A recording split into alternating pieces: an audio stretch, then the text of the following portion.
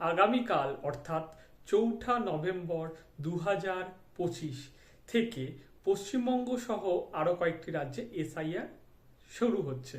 মনে রাখবেন 2002-তে যদি আপনার নাম থেকে থাকে তাহলে আপনাকে কোনো ডকুমেন্ট দেখাতে হচ্ছে না।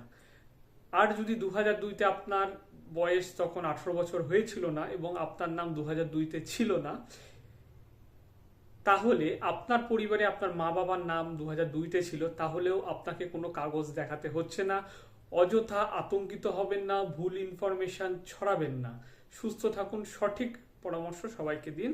সাম্প্রতিককালে তোলা একটি ছবি আপনার কাছে থাকাটা জরুরি।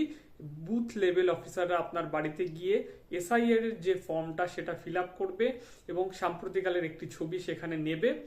আপনার নাম যদি 2002-তে থাকে আপনার কোনো ডকুমেন্ট দিতে হচ্ছে না, এবং আপনার নাম 2002-তে না থাকলে আপনার মা বাবার নাম যদি কারো 2002-তে থাকে তাহলেও আপনাকে কোনো ডকুমেন্ট দিতে হচ্ছে না।